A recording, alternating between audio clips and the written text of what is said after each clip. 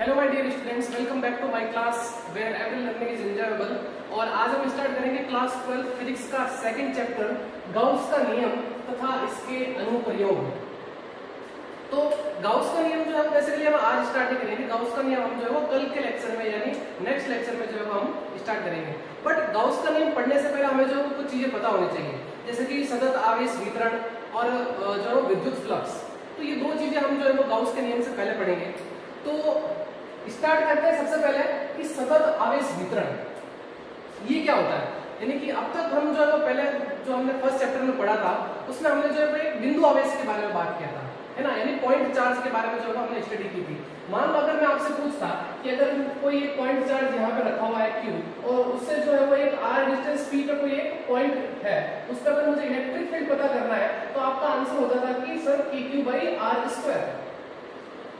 कब? जब point charge की बात करते हैं।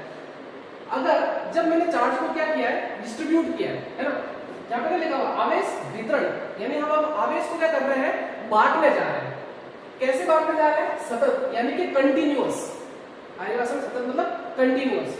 तो कंटिन्यूअस जो चार्ज डिस्ट्रीब्यूशन है यानी सतत आवेश जो वितरण है, उसमें जब हम चार्ज को डिस्ट्रीब्यूट करते हैं, जब हम चार्ज को बांटते हैं, तो हम जो है वो एक उसको पॉइंट चार्ज कंसीडर नहीं करते हैं, है ना। मान लो कि अगर मेरे पास में ये बोर्ड है, इस पे जो है वो मैंने चार्ज को जो है वो बांट दिया, ठीक है ना, जो उसको मैंने यहाँ पे जो है वितरित कर दिया। अब मुझे पूछा कि इस पॉइंट पे जो है इलेक्ट्रिक फील्ड कितना होगा। अब मेरा आंसर कौन ही होगा, कौन सा, KQ/r², बिकॉज ये अपनी क्या है, पॉइंट चार्ज नहीं है, यानी बिंदु आवेश नहीं है। आदिवासी में चार्ज क्या दिख रहा है, हमें एक बड़ा दिख रहा है, ठीक है ना। तो इस तरीके से अगर मान लो मैं कोई एक रॉड की बात करूं, मान लो ये मेरे पास में एक रॉड है और इस पे मैंने क्या किया, चार्ज को जो डिस्ट्रीब्यूट कर दिया। अब मुझसे पूछा कि बताओ इस पॉइंट पे जो है वो चार्ज जो है वो इलेक्ट्रिक फील्ड कितना होगा, तब मैं ये नहीं कहूंगा कि KQ/r²। क्यों? क्योंकि देखो यहाँ पे जो चार्ज होगा उसके लिए इस पॉइंट की डिस्टेंस अलग होगी, इस चार्ज के लिए डिस्टेंस अलग होगी, यहाँ वाले चार्ज के लिए डिस्टेंस अलग होगी। तब हमको क्या करना पड़ेगा, सभी चार्जेस के कारण जो इलेक्ट्रिक फील्ड होगा उन सभी को ऐड तो करना पड़ेगा। तो यहाँ वाले चार्ज के लिए इलेक्ट्रिक फील्ड अलग होगा, इस चार्ज के लिए इलेक्ट्रिक फील्ड अलग होगा, इस चार्ज के लिए इलेक्ट्रिक फील्ड अलग होगा, सबको हमें करना पड़ेगा, ऐड करना पड़ेगा। और ऐड करने के लिए हम किसका यूज करते हैं, इंटीग्रेशन का यूज करते हैं, समाकलन का यूज करते हैं। तो आप आज जो है वो समाकलन को अच्छे से सीखने वाले हैं। आ रही बात समझ में? तो स्टार्ट करते हैं। तो देखिए सतत आवेश वितरण, तो बेसिकली जो सतत आवेश वितरण है वो हम जो है वो तीन प्रकार से करते हैं। पहला रेखीय आवेश वितरण, दूसरा पृष्ठ आवेश वितरण और तीसरा है कौन सा, आयतन आवेश वितरण। तो समझते हैं 1 बाय 1 क्या है। रेखीय आवेश वितरण, मान लो ये मेरे पास में कोई तार है, कोई वायर है, पतला सा तार है ना, पतला सा जो है वो तार है। इसमें मैंने क्या किया, चार्ज को डिस्ट्रीब्यूट कर दिया इसके जो है वो लंबाई के अकॉर्डिंग, ठीक है ना, जो है लंबाई की जो एलोंग है इसको मैंने क्या किया, चार्ज को डिस्ट्रीब्यूट कर दिया। तो इस प्रकार की चार्ज को जब हम जो है वो वितरित करते हैं, डिस्ट्रीब्यूट करते हैं, उसको हम बोलते हैं क्या, रेखीय आवेश वितरण। इस तरीके से एक बल है, मान लो ये मेरे पास में एक वायर था, पहले एक तार था, इस पे चार्ज डिस्ट्रीब्यूट किया और मैंने इसको घुमा के एक सर्किल बना दिया, वृत्त बना दिया, तो वो क्या होगी, एक बलय हो गई ना। तो ये भी क्या एक तरह से रेखीय आवेश वितरण। तो आगे बात समझ में। अब रेखीय आवेश वितरण को समझने के लिए हम एक टर्म यूज करते हैं, वो कौन सी है, रेखीय आवेश घनत्व। इसको समझने के लिए हम जो है इसका यूज करेंगे, रेखीय आवेश घनत्व, जिसको हम जो है लैम्डा से लिखते हैं और फॉर्मूला इसका क्या है, Q/L। इसको कैसे लिखा जाता है, एकांक लंबाई में उपस्थित आवेश, एकांक लंबाई में उपस्थित आवेश को हम क्या बोलते हैं, रेखीय आवेश घनत्व। आगे बात समझ में। तो इसकी इकाई की बात कर ले, इकाई क्या हो जाएगी, coulomb per metre, simple. Now पृष्ठ आवेश वितरण दूसरा। अब पृष्ठ आवेश वितरण, फॉर एग्जांपल अगर मैं इस बोर्ड को ले लूं, तो ये बोर्ड का क्या है, ये सरफेस है यानी पृष्ठ है, इस पे मैंने चार्ज को क्या किया, कंटीन्यूअस डिस्ट्रीब्यूट कर दिया है। आगे बात समझ में। तो जब हम किसी ऑब्जेक्ट पे अगर हम चार्ज को बांटते हैं और अगर वो उसके सरफेस पे आ जाए, सरफेस पे डिस्ट्रीब्यूट हो, उसको हम क्या बोलते हैं, पृष्ठ आवेश वितरण। आगे बात समझ में। मान लो कोई चालक गोला है, उसके पृष्ठ पर अगर जो है वो आवेश वितरण होगा, उसको हम क्या बोलते हैं, पृष्ठ आवेश घनत्व। और इसको समझने के लिए हम जो है इस टर्म का यूज करते हैं, पृष्ठ आवेश घनत्व, जिसको हम जो है सिग्मा से लिखते हैं। ये हो जाएगा मेरे पास में इकाई जो है वो क्षेत्रफल में उपस्थित आवेश को पृष्ठ आवेश घनत्व कहते हैं। क्लियर है यहाँ तक? और इसकी यूनिट क्या हो जाएगी, coulomb per metre square, because area किसमें होता है, जो स्क्वायर में तो होता है, ये हो जाएगा मेरे पास में मीटर स्क्वायर। ठीक है। नाउ आयतन आवेश घनत्व, तो मैंने क्या किया, किसी बॉडी पे जो है वो चार्ज को डिस्ट्रीब्यूट किया, चार्ज को बांटा और वो क्या हो जाए, उसके आयतन में डिस्ट्रीब्यूट हो जाए। आगे बात समझ में? तो उसको हम क्या बोलते हैं, आयतन आवेश घनत्व। जैसे कि मेरे पास में अचालकीय बोला, उसमें जो चार्ज जो है वो डिस्ट्रीब्यूट कैसे होता है, उसके पूरे ही आयतन के अंदर होता है। मान लो कि मेरे पास में एक कमरा है, इस कमरे में अगर मैं चार्ज को बांटता हूं तो वो कौन सा होगा, आयतन आवेश घनत्व या आयतन आवेश वितरण, ठीक है ना। तो इसको हम एक एग्जांपल ये भी दे सकते हैं, ये वाला घन वाला है ना, घन घनाभ जो भी है, इस पे जो चार्ज जो होता है वो कौन सा होता है, आयतन आवेश वितरण वाला, ठीक है ना। तो बेसिकली अगर मैं बात करूं तो ये तीनों को हम जो एक तरीके से वैसे भी समझ सकते हैं। जैसे अगर रेखीय आवेश जो वितरण होता है ना, वो क्या होता है, वो वन डायमेंशनल होता है। आगे बात समझ में, एक विमीय, ठीक है ना, इसको हम क्या बोलते हैं, एक विमीय। और ये कौन सा हो जाएगा, द्विविमीय। आगे बात समझ में, बिकॉज़ ये मेरा बोर्ड है वो कौन सा है, 2D तो है, ये 3D थोड़ी है, इसकी एक एक्सिस और ये एक्सिस ही तो है। अरे बात समझ में। तो इस तरीके से अगर हम बात करें इस टाइप की बॉडीज की, इस टाइप के जो ऑब्जेक्ट की, तो वो कौन सा होता है, त्रिविमीय। अरे बात समझ में। तो ये हो गई 1D, ये 2D और ये 3D। तो जो बेसिकली जो चार्ज का जो वितरण होता है वो कितने प्रकार से होता है, 3 प्रकार से होता है, रेखीय आवेश वितरण, पृष्ठ आवेश वितरण और आयतन आवेश वितरण। तो ये मैंने आपको जो है वो अच्छे से समझा दिया। अब हम जो है वो कुछ न्यूमेरिकल करेंगे इससे रिलेटेड, ठीक है ना, एक दो न्यूमेरिकल करेंगे, उससे हम समझेंगे कि एक्चुअली में रेखीय आवेश वितरण के कारण जो इलेक्ट्रिक फील्ड होता है ना, जैसे अगर मान लो मैं इस वलय को ले लूं, इस वलय के मान लो इसके अक्ष पे कोई पॉइंट है x डिस्टेंस पे, तो मुझे क्या करना है, इलेक्ट्रिक फील्ड पता करनी है। तो अब मैं डायरेक्ट वो नहीं लिखूंगा k/r², क्योंकि अब चार्ज को क्या किया मैंने यहाँ पे डिस्ट्रीब्यूट कर दिया है, बांट दिया है पूरी ही वलय पे, ठीक है। पहले ये नोट करिए, आई होप आपको समझ में आया होगा, तो फटाफट ये नोट करिए फिर हम आगे बढ़ते हैं। तो चलिए स्टूडेंट्स, अब हम जो है वो रेखीय आवेश वितरण से रिलेटेड जो है वो एक न्यूमेरिकल करते हैं, ठीक है ना, जो सतत आवेश वितरण का एक प्रकार है। तो देखिए उसी पे बेस्ड जो है वो एक न्यूमेरिकल है मेरे पास में। तो न्यूमेरिकल को सॉल्व करने के लिए न्यूमेरिकली समझो या एक तरह से इसको डेरिवेशन भी मान लेना, अरे बात समझ में, एग्जाम में पूछ जाती है, ठीक है। और आप क्या करते हो ना कि पूरे क्वेश्चन को एक साथ पढ़ लेते हो, ऐसा कभी मत किया करो। आप क्या करो, क्वेश्चन को थोड़ा थोड़ा पढ़ो और सोचो और उसके लिए डायग्राम बनाओ, फिर आप जो उसके बाद में आगे बढ़ेंगे। तो देखिए क्वेश्चन को कैसे पढ़ना है। सबसे पहले आप सोचिए कि क्या दे रखा है आपको, पहले लाइन पढ़िए, एक आर त्रिज्या की पतली वलय पर, एक आर त्रिज्या की पतली वलय पर क्यों आवेश एक समान रूप से वितरित है, बस इतना सा पढ़ना है। और फिर आप सोचिए, फिर आप डायग्राम बनाइए। तो क्या बोला कि एक आर त्रिज्या की पतली वलय, ये लो, ये मैंने बना दिया आपको, ये आर त्रिज्या की पतली वलय, ठीक है ना, ये इसकी त्रिज्या आर। या अब इस पर क्या है कि जो आवेश है Q वो क्या एक समान रूप से वितरित है। तो ये मैं बता देता हूं, एक समान रूप से।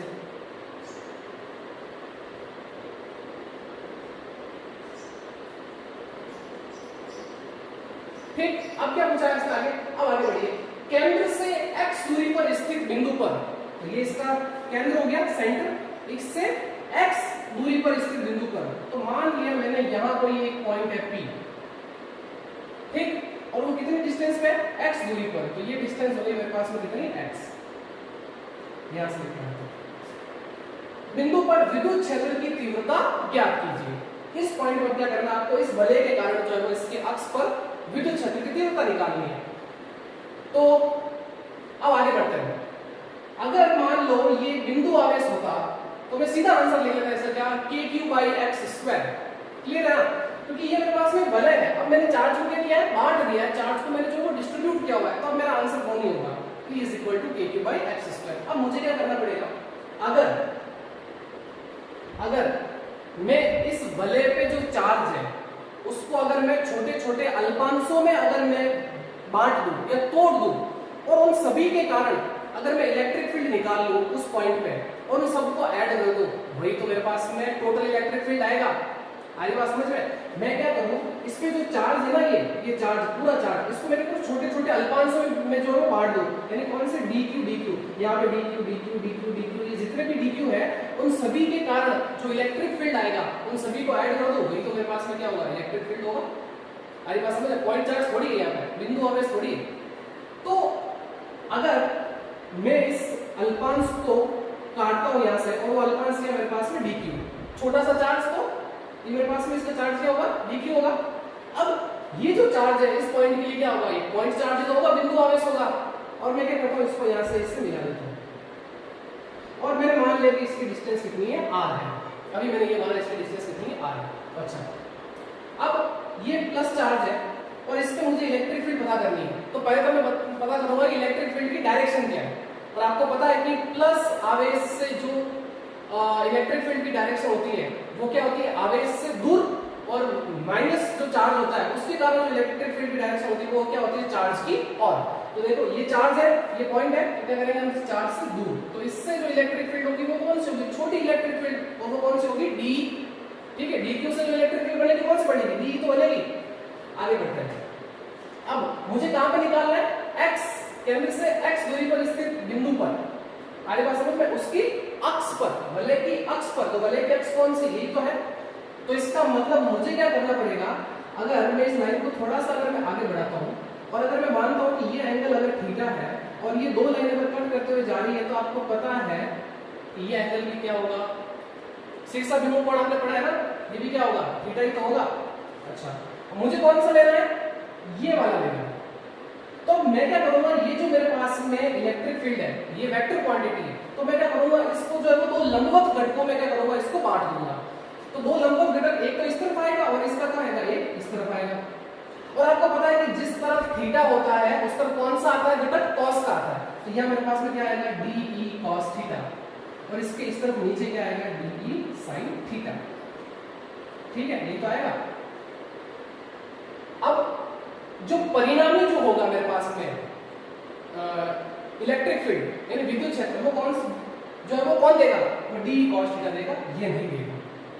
अब देखो क्यों नहीं देगा डी साइन थीटा, सुनना, जैसा ये dq है वैसा कैसा ये dq नीचे भी तो होगा, क्योंकि मैंने क्या किया, इस पूरे ही वलय पे जो चार्ज है वो छोटे छोटे पार्ट में कन्वर्ट कर दिया है, बांट दिया है। तो इसका मतलब यहाँ पे भी एक अल्पांश आएगा dq, आएगा कि नहीं आएगा, सोचिए। तो यहाँ से भी जो डिस्टेंस होगी इस चार्ज की वो भी क्या होगी, मेरे पास में r तो होगी, और इसके कारण जो इलेक्ट्रिक फील्ड होगा वो इस तरफ होगा, वो क्या होगा, ये तो d होगा। और अगर ये थीटा है तो ये भी ज्योमेट्री लगाओ, आप ज्यामिति लगाओ, तो ये भी थीटा होगा। अगर ये थीटा है तो इसके सामने वाला एंगल ये भी क्या होगा, ये भी थीटा ही होगा। मानता कि नहीं मानते इस चीज को? तो भाई अब फिर क्या करेंगे, मुझे जो इसकी क्या बोलते हैं अक्ष के अलाउंग मुझे इलेक्ट्रिक फील्ड चाहिए, तो मैं कौन सा घटक लूंगा, ये वाले तो लूंगा। तो आपको पता है कि इसके दो लंबवत घटक, एक इस तरफ आएगा और एक ऊपर की ओर आएगा। तो ये कौन सा आएगा, डी साइन थीटा, और इस तरफ यहां कौन सा आएगा, डी कॉस थीटा। आ रही ना बात समझ में? क्योंकि मुझे कौन सा लेना है, अक्ष के अलावा। आ रही बात समझ में? क्योंकि जिस तरफ थीटा होता है उस तरफ अपन कौन सा लेते हैं, कॉस लेते हैं, उसके अंदर अपोजिट क्या आ जाएगा, साइन थीटा आ जाएगा। तो देखिए जितना ये ऊपर किसको खींच रहा है उतना वापस ही नीचे भी तो खींच रहा है। तो इसका मतलब ये एक दूसरे के इफेक्ट क्या करेंगे, कैंसिल करेंगे कि नहीं करेंगे? आ रही ना बात समझ में? अब यहाँ पे ये मतलब D cos theta plus D cos theta, ये मैंने जस्ट एक समझाने के लिए नीचे लिया है ये वाला। अरे बात समझ में? ये तो मैंने सिर्फ और सिर्फ एक अल्पांश से लिया है, ये तो मैंने जस्ट समझाया है कि ये नहीं होगा। ये क्यों नहीं होगा, बिकॉज एक अल्पांश ऐसा नीचे भी होगा जो इसके इफेक्ट को क्या करेंगे, कैंसिल आउट करेंगे। तो हम कौन सा लेंगे, वैसे यहाँ पे भी एक अल्पांश होगा, यहाँ पे भी होगा, तो हम कौन सा लेंगे, सिर्फ और सिर्फ x जो इसके अक्ष के अलावा वही तो लेंगे, यानी कौन सा, डी कॉस थीटा। क्लियर? चलिए अब हम बात करते हैं इस छोटे से चार्ज के कारण जो इलेक्ट्रिक फील्ड होगा वो कितना होगा। लेकिन उससे पहले एक चीज पढ़ेंगे हम यहाँ पे, क्या, रेखीय आवेश वितरण। तो देखिए रेखीय आवेश वितरण जिसको हम किससे लिखते हैं, लैम्डा से, और फॉर्मूला क्या होता है, Q/L, यही तो होता है ना, Q/L, यानी कि इकाई लंबाई में उपस्थित आवेश को हम क्या बोलते हैं, रेखीय आवेश घनत्व। लेकिन यहाँ पे मेरे पास में लेंथ थोड़ी है, लंबाई थोड़ी है, यहाँ पे मेरे पास में तो क्या है, वलय है। अच्छा मुझे ये बताओ कि अगर मेरे पास में अगर ये वायर है, अगर मैं इसको घुमा के एक वलय बना रहा हूं, तो क्या इसकी लेंथ इसकी परिधि के बराबर ही तो है? आ रही बात समझ में? तो इसका मतलब लेंथ की जगह क्या आ जाएगा मेरे पास में, Q/2πr। सिंपल है ना ये चीज, ये तो समझ में आ गया ना आपको? क्योंकि यहाँ लेंथ नहीं है, यहाँ मेरे पास में वायर नहीं है, यहाँ पे मेरे पास में वलय है, तार नहीं है यहाँ पे मेरे पास में, ठीक है ना। सो Q/2πr, और यहाँ से अगर मैं चार्ज निकालूं तो वो मेरे पास में क्या आएगा, लैम्डा इंटू 2πr। इसको ऐसे कर दे, अब आ जाए। अब इस छोटे चार्ज के कारण जो इलेक्ट्रिक फील्ड होगा वो आपको पता है कि DE क्या हो जाएगा, KdQ/r²। ये तो फॉर्मूला होता है, E KQ/r²। तो छोटा चार्ज है डी क्यू, तो इसके कारण इलेक्ट्रिक फील्ड क्या होगी, डी तो होगी ना। अब कुल विद्युत क्षेत्र, कुल विद्युत क्षेत्र की बात करते हैं। तो देखिए कुल विद्युत क्षेत्र ई क्या करेंगे हम, इंटीग्रेशन कर लेंगे किसका, डी cos थीटा, ये इसलिए तो इंटीग्रेशन करेंगे हम टोटल इलेक्ट्रिक फील्ड के लिए। अच्छा अब डी की वैल्यू रख दो यहाँ पे, सो ई इज इक्वल टू मेरे पास हो जाएगा ये k dq upon r square cos theta. तो अब देखिए इंटीग्रेशन किसका होगा, dq का ही तो होगा, बाकी सारे क्या है कांस्टेंट, बाहर ले लो इनको। सो e इज इक्वल टू मेरे पास हो जाएगा k cos theta upon r square integration of dq। Clear है तक? हां अब dq का इंटीग्रेशन आपको पता है ना, dx का इंटीग्रेशन x, dt का इंटीग्रेशन t, इस तरीके से dq का इंटीग्रेशन क्या होगा, q होगा, तो ये हो जाएगा मेरे पास में kq upon r square cos theta. अब सुनो, अभी अपना आंसर नहीं है, क्यों नहीं है, क्योंकि मुझे क्या क्या पता था, क्वेश्चन में क्या क्या गिवन था, एक तो मुझे x पता थी और ये r पता था, यानी इसकी त्रिज्या पता थी, ये थोड़ी पता थी, ये तो अपना आंसर में आ गया था। अब मुझे क्या करना है, इसको हटाना पड़ेगा, यानी इसको मुझे किसकी फॉर्म में लिखना है, किसके रूप में लिखना है, r और x की फॉर्म में लिखना है। तो आप ध्यान से सोचना इसको, क्या ये एक त्रिभुज बनता है कि नहीं बनता है, समकोण त्रिभुज, और समकोण त्रिभुज में हम पाइथागोरस प्रमेय लगाते हैं। तो बताइए ये इस r की वैल्यू क्या आएगी, आप बताओगे root r square plus x square, कर्ण का स्क्वायर बराबर लंब का स्क्वायर प्लस आधार का स्क्वायर, तो कर्ण निकालना हम क्या करेंगे, उसका वर्गमूल ले लेंगे, यानी r square plus x square. Clear है? एक आ रहा है cos थीटा, तो cos थीटा को भी हमें हटाना पड़ेगा, तो r की तो वैल्यू में निकल के आ गई क्या, r square plus x square and cos theta, और cos थीटा आपको पता है क्या होता है, बताइए, आधार बटे कर्ण। तो ध्यान से देखना, ये थीटा है, थीटा के सामने वाली भुजा होती है लंब, 90 डिग्री के सामने वाली भुजा होती है कर्ण, तो पीछे बची क्या, आधार। तो आधार क्या हो गया मेरे पास में x बटे कर्ण, तो कर्ण मेरे पास में क्या है, r square plus x square. ये दोनों चीजें जो है अब मैं यहां पुट कर दूंगा, तो देखो क्या होगा। So E is equal to k q upon, देखो क्या है, आर स्क्वायर, तो r तो मेरे पास में ये है, इसका स्क्वायर कर दूंगा तो रूट क्या हो जाएगा, हट जाएगा, तो मेरे पास में ये आ जाएगा r square plus x square. Now cos theta, so cos theta की जगह मैं ये पुट कर दूंगा, so x upon root r square plus x square. Clear है यहां तक? अब इनको कंबाइन कर लो, so E is equal to k q x upon, अब देखो इसकी पावर कितनी है, इसकी घात कितनी है, 1, और इसकी घात कितनी, 1/2 है ना पूरे की। तो अब देखिए ये आधा समान हो गया, तो घातें क्या हो जाएगी, जुड़ जाएगी, तो 1 प्लस 1/2 कितना हो जाएगा, 3/2। So r square plus x square की पावर कितनी, 3/2। ये है मेरे पास में इलेक्ट्रिक फील्ड का फॉर्मूला, किसी वलय के कारण उसके अक्ष पे स्थित बिंदु के लिए। ठीक है? अच्छा, अगर मान लो आपको क्वेश्चन के अंदर अगर देखिए आवेश घनत्व दे रखा है, तो आप क्या करो, इस चार्ज की जगह ये लिख दो यहाँ पे, तो फॉर्मूला ये भी बन जाएगा, सो k लैम्डा इनटू 2 पाई r, और फिर ये x divided by r square plus x square की पावर 3/2। तो ये तो जस्ट हम जो वो न्यूमेरिकल में अगर हमने दे रखा होगा तो हम ये फॉर्मूला भी बना लेंगे, कोई बात नहीं, कोई दिक्कत नहीं। ठीक है, इलेक्ट्रिक फील्ड निकल गया। अच्छा, अब एक चीज और जो क्वेश्चन में दी है, प्राप्त परिणाम की प्रतिबंध x ग्रेटर देन r के लिए विवेचना कीजिए। सुनिए क्या कह रहा है, यानी x क्या है, ग्रेटर देन r, यानी x की वैल्यू r क्या, त्रिज्या से बहुत बड़ी है। सुनो इस क्वेश्चन को ध्यान से देखना, इस कंडीशन को समझना। ये वलय है, अगर मैं इस वलय को लगभग 1 किलोमीटर या 2 किलोमीटर दूर से देखता हूं, तो आप खुद सोच के बताइए, क्या मुझे एक ये पॉइंट या एक ये बिंदु ही तो दिखेगा? आ रही बात समझ में? अगर ये इस वलय की बात करूं, अगर मैं इसको बहुत दूर से देखता हूं तो मुझे क्या दिखेगा, एक बिंदु दिखेगा, और अगर मैं पास से देख रहा हूं तो मुझे ये एक वलय दिख रही है बड़ी सी, तो इसके कारण तो इलेक्ट्रिक फील्ड मैंने निकाल लिया। अब बताइए कि अगर ये जो बिंदु है वो बहुत दूर चला जाए, तब तो मुझे क्या दिखेगा, ये बिंदु दिखेगा। अब अगर ये बिंदु दिखेगा तो इसकी रेडियस लगभग क्या होगी, 0 हो गई ना, और उसका मैं स्क्वायर करूंगा, वो क्या हो जाएगी, और छोटी हो जाएगी। तो आपको पता है कि किसी छोटी क्वांटिटी का अगर आप जो है वो स्क्वायर करते हो, लगभग 0 से 1 के बीच में कोई वैल्यू सिलेक्ट करो, उसका स्क्वायर करो, 1 से छोटी वैल्यू आप स्क्वायर करो, तो वो क्या हो जाएगी, और छोटी हो जाएगी। तो यानी यहाँ पे कंडीशन है कि x ग्रेटर देन r, तो इसका मतलब क्या हो गया, r स्क्वायर इज लगभग 0, रेडियस क्या होगी, लगभग 0 हो गई ना उस डिस्टेंस के कंपेयर में। तो आप यहाँ पे रखिए, तो देखिए r स्क्वायर की जगह 0 रखोगे तो ये तो हट गया, फिर देखो 2 से ये 2 कट गया, और ये x से देखो ये 3 है ना, तो पीछे कितने बच गए, 2 बच गए। तो मेरे पास में जो इलेक्ट्रिक फील्ड निकल के आया वो क्या आया, kq/x²। अब आपको बहुत अच्छे से समझ में आ गया होगा कि जो हमने फर्स्ट चैप्टर में जो इलेक्ट्रिक फील्ड का फॉर्मूला पढ़ा था किसी बिंदु आवेश के कारण, वो यही तो था kq/r², और यहाँ पे क्या आ गया kq/x²। ये की तो बात है, आ रही बात समझ में, वेरीफाई हुआ कि नहीं हुआ यहाँ से। तो यही चीज ये बोल रहा था कि इस प्राप्त परिणाम की हमें क्या करनी थी, विवेचना करनी थी, ठीक है ना, एक रिजल्ट निकालना था। तो ये रिजल्ट है, क्लियर, kq/x²। तो बिंदु आवेश के कारण यही तो फॉर्मूला आया था हमारे पास में। तो फटाफट इसको नोट करिए, फिर हम जो अगले न्यूमेरिकल पे बढ़ते हैं। तो अब आगे बढ़ते हैं स्टूडेंट्स, हमारा आज का एग्जांपल नंबर 2। तो ध्यान से सुनना इस एग्जांपल को, देखो क्या है।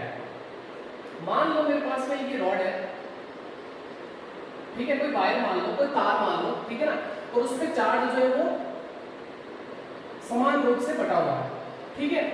अब मुझे क्या करना है, यहाँ पे एक पॉइंट है P, ये पॉइंट यहाँ पर P पॉइंट है, ठीक है। इस पे मुझे क्या करनी है, परिणामी विद्युत क्षेत्र फाइंड करना है, ठीक है ना, निकालना है।